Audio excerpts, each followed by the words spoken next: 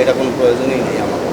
2 টাকার প্রয়োজন নেই। আপনি বলছেন না ইজারাদার, এটা ইজারা নিব কে?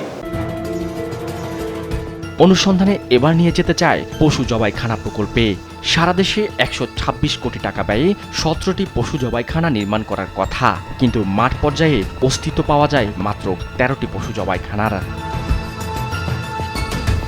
আবার এই পশু জবাইখানায়ও আছে পদে পদে অনিয়ম। মুন্সিগঞ্জের পশু জবাইখানায় টিম ক্রাইম ফাইল। সেখানে গিয়ে দেখা যায় কাগজে কলমে মেশিন চলছে, খরচ হচ্ছে, অথচ এখন পর্যন্ত জবাই হয়নি একটি পশুও। স্থানীয়দের মধ্যেও প্রকল্পটি নিয়ে বিরূপ মনোভাব। আসলে দিন শেষে এটা আপনার কাজে লাগবে। এটা কোনো প্রয়োজনই নেই আমার। 2 টাকার প্রয়োজন নেই। আপনি বলছেন না ইজারাদার, এটা ইজারা নিব কে? কি করবো নিয়ে? রংপুর জেলা কসাইখানার চিত্রও একই। এখানে তালা ঝুলছে। উদ্বোধনের পর থেকে এখনো চালু হয়নি কার্যক্রম। কোনো গরুও জবাই হতে দেখেন না স্থানীয়রা, অথচ এটি নির্মাণে খরচ করা হয়েছে 10 কোটি টাকা। আমরা শুনেছি যে রংপুর ট্রাক স্ট্যান্ডে নতুন একটি কসাইখানা চালু হয়েছে, কিন্তু আমরা তবুও দেখতেছি যে পুরাতন যে কসাইখানাটা ছিল সেখানে এখনো গরু জবাই হচ্ছে না, এখন পর্যন্ত দেখিনি। কুষ্টিয়া জেলা কসাইখানা 9 কোটি টাকা ব্যয়ে কুষ্টিয়ার লাহিনী বটতলা এলাকায় আধুনিক কসাইখানাটি নির্মাণ হয়, কিন্তু এখানেও একই অবস্থা। এখনো জবাই হয়নি একটি গরুও। আর কোনো আমাদের কাজের কোনো ত্রুটি নেই, আমাদের কাজ সব ওকে করা। এখন প্রকৃততে স্যারেরা এখন এটা এসে কাজটা বুঝিয়ে নেবে। রাজশাহী পশু জবাইখানা নির্মাণে প্রায় 83 কোটি টাকার চুক্তি করা হলেও তা আর আলোর মুখ দেখেনি।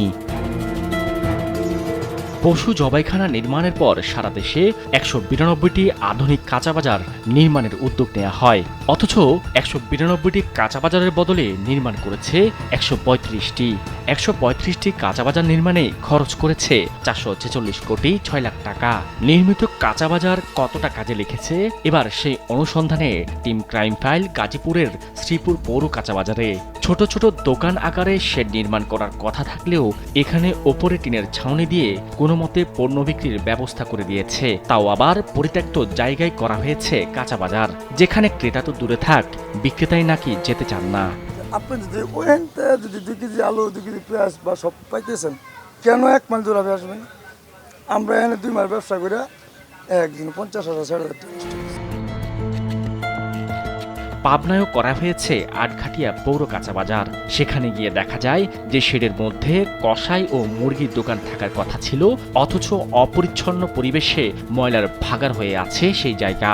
এসব দোকান নিতে গেলেও নাকি পৌরসভাকে দিতে হয় 1 থেকে 1.5 লাখ টাকা জামানত।